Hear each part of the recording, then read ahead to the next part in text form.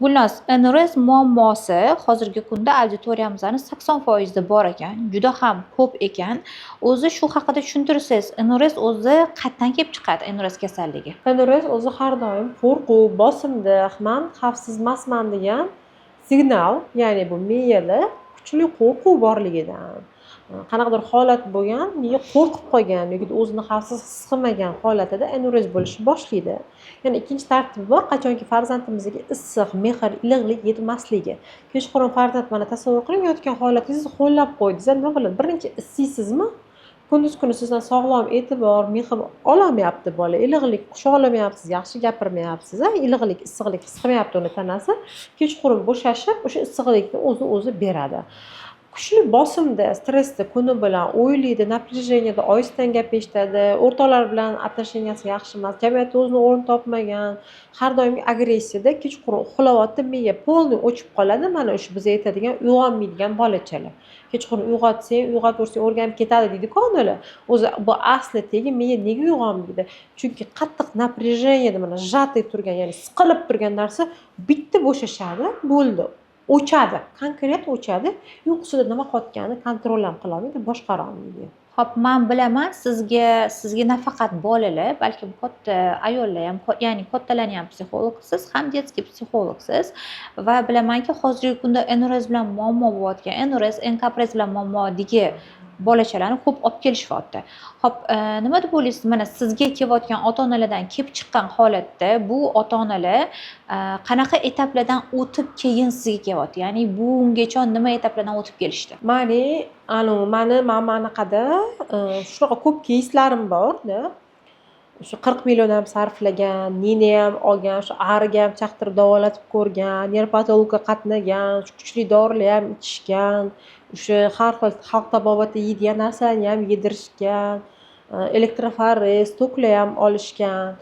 Bu etaplar shunaqaki tana bilan ishlaydi, faqat miya bilan emasda. U o'zini qo'rquvini yengmaguncha natija 100% bo'lmaydi. Ya'ni biz faqat upori tanaga beryapmiz, o'zi qo'pol qilib aytganda, tog'orani tagida loyi bor. Loyiqa suv chiqib kelaveradi, tepaga chiqib kelaveradi. Miyani to'g'rilab davolamaguncha doktorlarga olib borgan befoyda. Xuddiki natija bo'lgandek bo'ladi. Lekin ozgina vaqtdan keyin yana takrorlanaveradi. Natija bo'lgandek bo'ladi, yana natija takrorlanyapti. Ozginadan keyin takrorlanyapti. Juda ham ko'p shunaqa holatlar bilan kelishadi. 19, 20 даже shunaqa holatlar bo'lgan. 50 yoshda ham shu ish bilan o'tib ketgan ayollar bor. O'zimni keysimda qizchani olib kelishgan, buvisi bo'lgan, bolacha NRS. Keyin hop nima irsiymi, mana savol beramiz, adasida bo'lganmi, sizda bo'lgan, nasib irsiymi, ikkalamizda ham yo'q, lekin buvisida bo'lgan, chunki o'lgunchalar mana kasal bo'lib qoldilar, yotuvli kasal bo'lib qoldilar. O'lgunlarcha ham shu narsa bilan biz kurashib keldik. Xonada yotibdi, plyonkalar qilib berishgan, shu pampers tutib qo'yishgan. Endi bu katta bo'lgandan keyin bir o'rtada yosh davri kichkina paytida bo'lgan, katta bo'lganda qanaqadir momentlarda kamaygan, ko'paygan, shunaqa yuravergan u ayol, qanaqadir qo'rquv, stress, depressiyaga tushganda bo'lib qolavergan. Endi katta bo'lganda o'zini o'zi uddalaganda bilinmagan, lekin yotuvli kasal bo'lib qolib, insult bo'lib yotuvli bo'lib qolgandan keyin konkret birinchi отказ qilgan, eng nozik nuqtasidan oladi deydi-ku, birinchi отказ qilgan joy o'sha qo'g'i bo'lgan, постоянный bosim, qo'rquv, vahima kasalidan demensiya boshlanib, u ayolda ya'ni ko'ziga narsalar ko'rinishi boshlanib, vahima kasalligiga uchrab, insultga uchrab, даже yotig'lik kasal darajasigacha yetib kelgan. Shu bolalikda qattiq qo'rqqan bolacha, ota-onasi qaratmagan, davolatmagan, ketdi bo'ldini, o'zini o'zi sal 14-15 yosh bo'lgandan keyin unaqa bolachalar o'zini o'zi eblashni boshlaydi, bekitadi, o'zini o'zi amallab quritadi, kiyimini o'zi amallab yuvadi. Xuddiki ota-ona o'ylaydi, bu muammoni yechdim deb o'ylaydi, bo'lmayapti NRS deb o'ylaydi, vaholanki bekitadi. Shunaqa holatlar bo'ladi, aytishadi, uyda kelinim bor, uyalaman даже oldida, mana qizi 16 yosh, 17 yosh NRS bo'ladi. Qanaqa kelinni oldida har kuni chiqib ko'rpani ilib qo'yish, har kuni prostyunani yuvish, endi qanaqa sharmanda deydi. Qishi kunida buni quritish dahshat. Bunisi mayli hozir boringda, ertaga aytaman, tayyormisiz? Navaringizda ham shu narsa bo'lishi. U xotini ham xuddi shu holat bo'lgan. O'zidagi bolalikda qo'rquv, voqea konkretni lecheniya qilinmagan, hop turmush qurdilar. Mayli yusidan bitta chiqadigan shu erkaklarga uchrab beradi, chidadi bular shu holatlarga. 3 ta bola bo'lgan, o'rtada yaxshi yashab kelishgan, bir o'rtada yaxshi bo'lgan, bir qaynida urushib bo'lgan, mana shunaqa holatlar bo'lgan ekan u ayolda. Ularni qanaqa u 50 yil davomida qanaqa anorez bilan yurib kelganlar, bir bo'lib bir bo'lmay yaxshi bo'lib ketdi deb o'ylab keyin yana boshlanib qolib yoki уже anorez bo'lmay qo'yganlar, bo'ldi hammasi joyida yaxshi deb o'ylagan, lekin u qo'rquv voqea organizm boshqa joylarga urishni boshlagan, уже постоянно напряжение, постоянно qo'rquvda. Hoy undoq bo'lib qoladi, hozir bundoq bo'lib qoladi, hozir bunaqa qilib тревожное состояние deymiz, ya'niki kontrolni qo'yib olmaydi. Xuddiki qo'yib yuborsa hozir o'lib qoladi. Xuddiki hozir bolasi qayerda kelayotgan, nima qilayotganini bilmasa vahimaga tushib qoladi. O'zimda olib qarasa, O'zbekiston aholisi 80% ayollar shunaqa. Kontrol ushashadi. Har doim vahimada, har doim qo'rquvda, yo ota-onasidan bolalikda qo'rqqan, hozir eridan qo'rqadi, keyin qaynonasidan qo'rqadi, keyin katta bo'lgandan keyin shu bolasidan yana qo'rqadi, kelajagidan qo'rqadi, vahimada deymiz. O'sha xotinning xuddi shu protsesslar bo'lgan. Постоянно vaqtni ular уже yotig'li kasalgacha olib kelib qo'yganda, mana bitta anoreza davolanmagan oqibati, mana 50 yillik kessak, mana 50 yillik mijoz desak, hop davolama, bo'ldi, hop bular o'tib ketdilar. Anorezlar bilan o'lib ketdilar. No natija bolalar mayli hop sog'lom, navarada takrorlanish, irsiy davom etish. Manda shunaqa bo'ladi. Biz qarindoshlarimiz bilan anorezmiz deyishadi. Ya'ni nadavoy xolasini bolasi, tog'asini bolasi, onasida bo'lgan, unisida bo'lgan, sizda bo'lgan, yo'q menda bo'lmagan, erimda ham bo'lmagan, lekin meni ukamda bo'lgan, singlimda bo'lgan shu holat ko'rganmanman. Irsiy degani, bu degani tepada kimlardadir bo'ldi, bo'lgan degani. O'zimda o'zi ko'p aytaman, onalar qachon olib kelishadi bilasizmi? Qachon o'zi shu narsani yashab o'tsa, mana og'rig'i yashab o'tdi, u biladi, shu ertalab, xudo shukr, sip qo'ymagan bo'ling deb turish yoki sip qo'ygandan keyin ani o'rinni bekitishi, ota-onadan gap eshitishi, ani o'sha bilmaydi-da, mana anorez o'zi bo'lmagan ota-ona ani bolasining ichidagi dardini tushunmaydi. U uyat, sharmanda deydi, urishadi, bir nima qil, davola o'zingni deydi. Lekin u bilmaydi bola nimani yashab o'tgan. Bizning diagnostikamizga olib kelib, bolasini qaratib, lecheniya qildirayotgan onalarning ko'pini tegini surishtirsa, o'zida bo'lgan bo'ladi. O'zi yashab o'tgan bo'ladi shu og'riqni. Hozirgi kunda ham qanaqadir qo'rquv va vahimasi bo'ladi o'zini. Qo'rqadi shu bolasida ham mana shunaqa o'ziga qolib ketishidan. Ko'p shu mana shunaqa onalar o'zi yashab tushungani uchun bolasini olib keladi. Yana shunaqa layoqatsiz onalar ham juda ko'p o'tib ketadi. Erga tegsa o'tib ketadi. Kechirasiz, erga tegib ajrashib yotganlar mashincha. U hozirgi kunda u erkaklar ham, qaynonalar ham bu narsaga chidamaydi. Sharmanda bo'ladi. Bahona nima bo'ladi? Yashab keta olmadi, 2 yosh to'g'ri kelmadi. Eng yomon qiz chiqmadi deb yorishadi, shartta og'izligini to'ldirib. U qaynonani ham tushunish kerak, o'zini naslini o'ylayapti ertaga, undan qanaqa navara tug'ilishidan o'ylayapti. Qaynonalarning muammosi shu, olib keladi, olib kelmaydi emas, olib keladi. Davolasa men ajrataman bolamni deydi. Nega?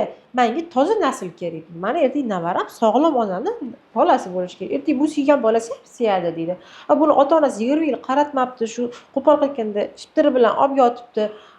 Bu ertaga navaram shiptirini nima qilib yuramanmi deydi. Sharmanda deydi. Men kimga uzataman keyin bundan tug'ilgan bola, kimga uylantiraman, kim bilan qudanda bo'laman deydi. Mashinchi sep qilibdi deydi, sharmanda plyonka qilibdi qiziga deydi. Davolatib uzat deydi. Yoki hammasi yaxshi bo'ladi, 1 oy 2 oy yaxshi bo'ladi, keyin sistit boshlandi deb boqona qiladi ani kelinlar. Bu sistit emas, anorez bu o'zi. Tegi bilasan, bolaligidan bo'lib kelgan, tushunasan, qo'yasan. Davolamaguningcha shu miyadagi qo'rquvni, senga bo'lgan bosimni, seni qo'rqitgan holatni hal qilmaguningcha bu narsa takror bo'laveradi. Men shu ani kitni go'shini yesa ham shu narsa bo'laveradi. Chunki bu chista psixologik bosim, qo'rquv, agressiya, mehr yetishmasligi.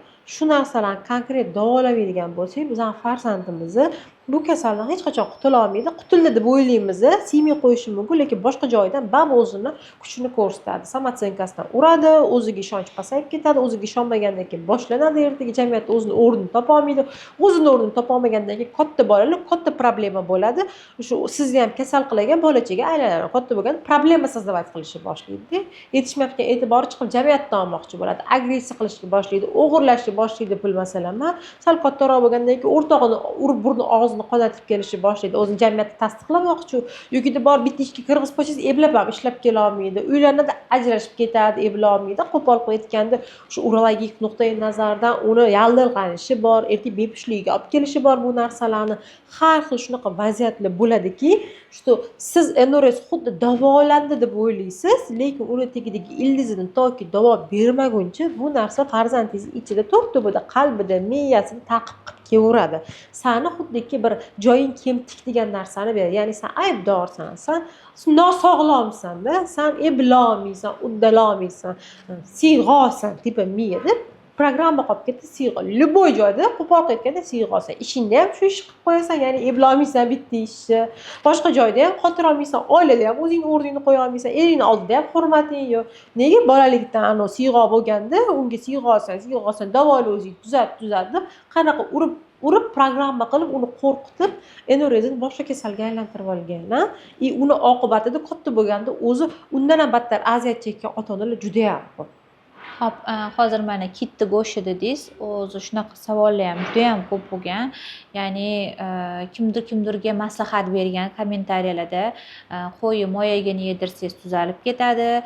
O'sha qo'yi yokida molni o'zi spesialni go'shtini joyi bo'lar ekan, qiz bolaga yedirish mumkin emas. O'sha joyini yedirsangiz bittada qolib ketadi degan juda ham tavsiyalar ko'p bo'lib ketgan. Holat kallasi bilan ishlamasa, Koreyaga borib davolatsa ham davolanmagan bolalar bor-da. O'sha 50 million, 40 million tikib, davolatib, shu tokini olgan, masajini olgan, dorisini ichirgan, nerpatoki eng zo'rga qatnagan, shu hamma narsasini qilgan, adenoidini oldirgan, Koreyaga olib borgan, Xitoyga olib borgan, tabobat bilan davolagan, o'qigan, bo'lgan, davosini topmagan-da. To'g'ri, biz ham bir sababchimiz. No, uni o'zini mashqlari bor-da, mana kasalini bergan, shifosini ham beradi-da, o'zini qilinadigan dars jarayonlari bor. Miya bilan konkret mana ishlab turib to'g'rilasa bo'ladigan protsess. Demak, mana davosiz, mana onkologiya davolanadi-da, rak davolanadi. O'zi rak nima? Men yashagim kelmayapti degan signal bu. Vech noliydigan ayollarda kelib chiqadi rak. Endi o'rada vechni qo'rqadigan bolalarda-da. Uni ildizini shu tushib ildizigacha udalits qilmaydigan bo'lsang, sen bu yoqdan yopasan, u yoqdan chiqib keladi. Beginovga o'xshaydi. Bu yoqdan yo'lasiz, u yoqdan chiqib keladi. Bu yoqdan yo'lasiz, u yoqdan chiqib keladi. Keyin ko'zi pirpirashni boshlaydi, endi dug'lanishni boshlaydi, ertaga urishni boshlaydi, pul o'g'irlab kelishni boshlaydi. Sen kattaroq bo'lgandan keyin xotini bilan kelishmaydi, xotinni uradigan erkakga aylanadi, samatsenkasini oshirib ko'rsatish uchun, bolalariga zug'um qilishni boshlaydi yoki ani xotinli bolasini do'pposlashni boshlaydi, bolasi siyg'o bo'lishni boshlaydi. Ota-onasi unga qilgan yomon hissiyotini bolasiga ko'rsatishni boshlaydi. Sipochkadek ketaveradi davolanmaguncha. Xuddi shunaqa bo'ladi. Toki o'shani kallasini o'zi ona asosni ravishda men buni davolayman deb kirishib, berilgan mashg'ulotdan konkretni bajarmaguncha, ishoning shu Koreyada ham, Yaponiyada ham любой o'zi doktorga olib borsangiz, masalan, nerpatologga olib borsangiz, birinchi, ikkinchi etap davolab bo'lgandan keyin konkret psixologga jo'natadi. Psixologik doktorga ham ko'rsatib ko'ringlar deydi. Agar sizda ham NRS, enkapres, nevroz, agressiya, bola bilan muammolar bo'layotgan bo'lsa, kommentariyada savollaringizni yozinglar. Men vaqtim bo'lishi bilan sizlarga javob beraman.